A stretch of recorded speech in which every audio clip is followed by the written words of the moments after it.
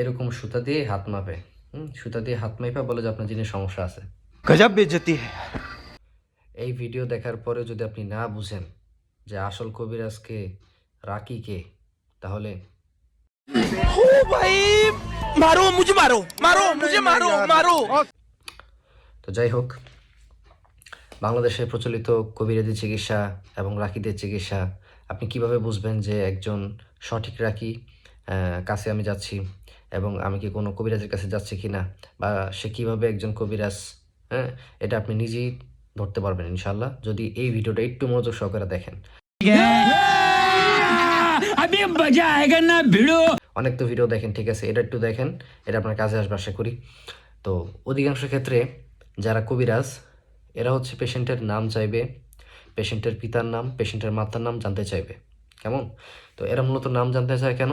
কারণ ওরা ওদের জিনের মাধ্যমে এই নামগুলো দেয় এবং এরা কারেন্ট জিনের মাধ্যমে কি তথ্য নেয়, যেটা ইসলামে জায়েজ নেয় এবং যেটা বিভিন্ন সহি হাদিস দ্বারাও কি নিষেধ আছে, যে গণকের কাছে যাওয়া, তার কাছে কোনো কিছু জিজ্ঞেস করা, গণক যা বলা তাদের বিশ্বাস করা, আপনার 40 দিন ইবাদত বাতিল।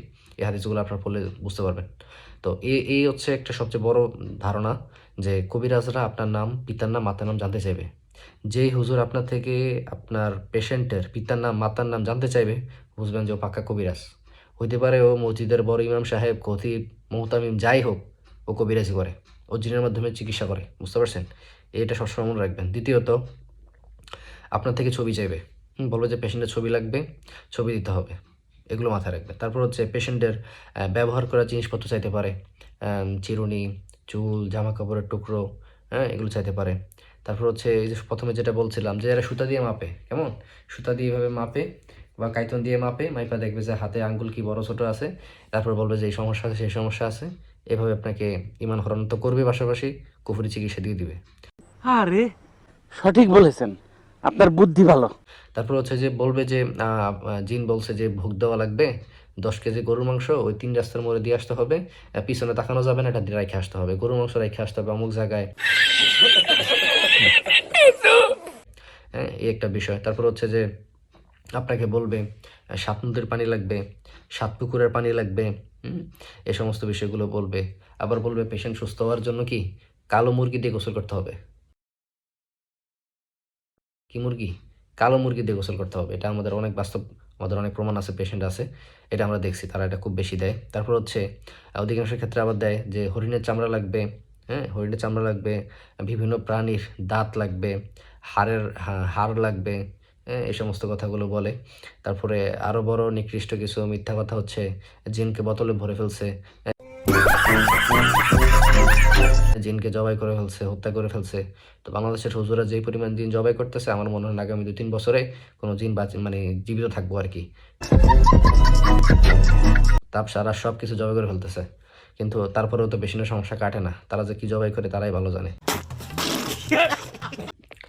আর আরও কিছু বিষয় হচ্ছে এরকম যে দেখবেন তদবির ও রোকেয়া চিকিৎসা, তদবির ও কোরআনী চিকিৎসা, রোকেয়া চিকিৎসা। তো যে সমস্ত পেজ আইডির মধ্যে দেখবেন শুধু কোরআনী চিকিৎসা লেখা, পাশাপাশি তদবির লেখা, তদবির, এই যে তদবির কথাগুলো, হ্যাঁ, এগুলো কবিরাজ মুদাব্বিরদের কাজ। হ্যাঁ, ওরা দেখবেন কিছু চিকিৎসা দিবে যে ব্লাড লক, কি দিবে, যে ব্লাড লক, হ্যাঁ, মানে ওর রক্ত আটকে ফেলছে, ওর শরীর জীবনও জিনে ঢুকতে পারবে না, কিছু ক্ষতি করতে পারবে না।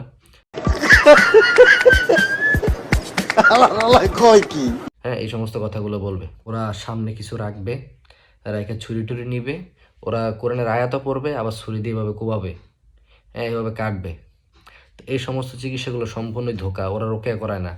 আপনি এমনও কিছু হুজুর পাবেন যারা রোকেয়াও করায় ফাঁকে ফাঁকে, আবার কবিরাজিও করায়, দুইটাই তারা করায়।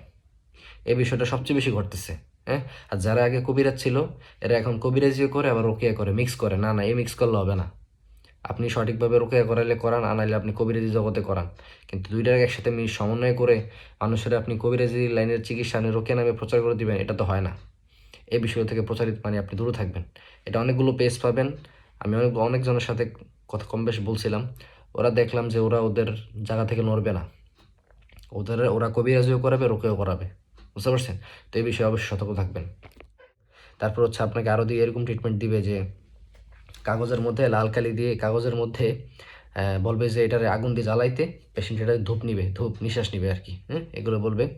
তারপর হচ্ছে ঘরের মধ্যে লাল কালি দিয়ে কিছু আঁকা থাকবে, চিহ্ন থাকবে, বলবে এগুলো ল্যামিনেটিং করে ঘরের মধ্যে ঝুলাই দেন, ঘরের মধ্যে ঝুলাই দিন, যে ঘরের মধ্যে কোনো জিনিস সমস্যা হবে না। আর বেটা ওইটা হচ্ছে কি, ঘরের মধ্যে যে রহমতের ফেরেস্তা ঢুকিয়ে ওইটাই ঢুকতে পারবে না। সঠিক বলেছেন, আপনার বুদ্ধি ভালো। শয়তানি সব সমস্যা, এগুলো হচ্ছে সব শয়তানি। তারপর হচ্ছে আপনাকে বলতে পারে এরকম, ও সবচেয়ে বড় কথা তো বলতেই ভুলে গেছি, যেই হুজুর তাবিজ দেয়, হ্যাঁ, যেই হুজুর তাবিজ দেয় এর থেকে জীবনে চিকিৎসা নেবেন না, এর থেকে আস্তে সরে আসবেন। যখনই দেখতেছেন তাবিজ দিতেছে আস্তে সরে আসবেন। এর কোনোভাবেই তাবিজ কখনোই ঝুলাবেন না। আপনি যখন তাবিজের উপরে ইয়াকিন রাখবেন, এবং অধিকাংশ যে আমরা এই তাবিজ তোমারগুলো খুলি দেখি সব কুফরি কালাম লেখা, এবং এগুলো অধিকাংশ মসজিদের ইমাম সাহেব, বড় বড় খতিব, মুফতি, মাওলানা এরাই দেয়। সুতরাং তাবিজ কখনই ঝুলাবেন না। তাবিজের সাথে ইসলামের, আসলে আমি মনে করি আমার ক্ষুদ্র জ্ঞানী বলবো, তাবিজের সাথে ইসলামের সম্পর্ক নেই। ইসলামের সম্পর্ক হচ্ছে তেলাওয়াতের সাথে, ঝাড়ফুঁকের সাথে। তাবিজের সাথে সম্পর্ক হচ্ছে শয়তানের। যে সমস্ত হুজুরা শয়তান মার্কা, ওরা শুধু তাবিজ দিবে, শুধু তাবিজ দিবে। ওদের কাছে তাবিজের চিকিৎসাই জায়েজ, আর কিছু জায়েজ নাই।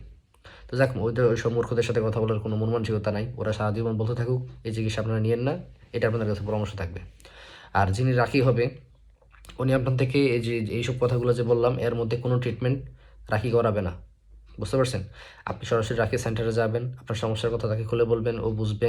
তারপর ও কোরআন থেকে, হাদিস থেকে বিভিন্ন দোয়া কালামগুলোকে একের পর এক ট্রাই করবে, পড়বে, এবং রোগীর উপরে এটা অ্যাপ্লাই করবে। হ্যাঁ, দেখবেন যে রোগীর রিয়াকশন হয়, শরীর খারাপ হয়, মাথা ব্যথা হয়, বমি হয়, বিভিন্ন সমস্যা দেখা দেয়। এটা আপনি নিজেও টের পাবেন যে কোরআনের আয়াত শুনে কেন আমার শরীরে রিয়েক্ট হচ্ছে। আর রাখি কখনো আপনাকে তাবিজ তো মাত্র দিবেই না, পাশাপাশি ও আপনাকে কোনো মন্ত্র পাঠ করা, কোনো কিছু এগুলো দিবে না। ও আপনাকে সকাল সন্ধ্যার আমল দিয়ে দিবে, ছোট বই হারিয়ে দিতে পারে, এগুলো আপনি পড়বেন। সকাল সন্ধ্যার আমল করবেন, নিজে নিজে কোরআন তেলাওয়াত করবেন, নিজের শরীর নিজে ঝাড়ফুঁক করবেন, সেলফ রুকিয়া করবেন। ও আপনাকে কিছু সাপ্লিমেন্ট দিতে পারে, যেমন আমাদের মেইন সাপ্লিমেন্ট হচ্ছে পরা পানি, জাইতুনের তেল, যেটা কোরআনে আসছে, ও 3 ওয়াজ জাইতুন। তারপর হচ্ছে যে ও আপনাকে বড়ি পাতার গোসল দিবে। তারপর গোসলের সাথে আপনার ভিনেগার থাকতে পারে, একটু গোলাপ জল থাকতে পারে, একটু লবণ থাকতে পারে, এইসব বিষয়গুলো থাকবে, মধু থাকবে, কালো জিরা থাকবে। আপনাকে অনেক রাকি ভাই কি বলে এটাকে, খেজুর দিতে পারে, আজওয়া খেজুর, পেটের সমস্যার জন্য আজওয়া খেজুর দিতে পারে। আমাদের কস্টাস আছে, যেটা হাদিস দ্বারা প্রমাণিত। হ্যাঁ, তো এই সমস্ত বিষয়গুলো হচ্ছে যে রাকিদের কাজ, রাকিরা এইভাবে ট্রিটমেন্ট করে। এর বাহিরে যদি কোনো রাকি বলে আপনি নাম পাঠান, ছবি পাঠান, ব্যবহার করা জিনিসপত্র পাঠান, সুতা দিয়ে মাপ দিব, ভোগ দেওয়ার কথা, কালো মুরগি দিয়ে গোসল করার কথা, বিভিন্ন প্রাণীর চামড়া, দাঁত, হাড় এইসব বোতলে ভরে দিব, জবাই করে দিব, আমার কাছে একবার আসলেই হবে, হ্যাঁ, আমি হুজুরের কাছে একবার আসলেই হবে, সব কিছু কাইটা ধ্বংস করে দেবো, রোগী একদম সুস্থ, গ্যারান্টিকে সাথ। এগুলো সব ধোঁকাবাজি। এই সমস্ত কাজ করেন না, এটা আপনার ইমানি হরণ হবে। কেমন? রোকেয়া নিন, সঠিক রাখি বাছাই করুন, আগে সঠিক রোকেয়ার সম্বন্ধে জানেন, রাখি সম্বন্ধে জানেন, তারপর আপনি ট্রিটমেন্ট নেন। আশা করি প্রতারণা হবেন না। আপনারা সারা জীবন কবিরাজের কাছে দৌড়াবেন, ভুলভাল চিকিৎসা নেবেন, তারপরে ফেসবুকে এসে বলবেন রাখিদের থেকে চিকিৎসা নিছেন, রাখিরা প্রতারক, রাখিরা ঢপবাজ। এই সমস্ত ফাও কথা বললেন না, এগুলোর আমরা গুরুত্ব দিই না। আপনি সঠিক চিকিৎসা নেন, আপনি সুস্থ হবেন ইনশাআল্লাহ। আসসালামু আলাইকুম ওরহমতুল্লাহি ওয়া বারাকাতুহু।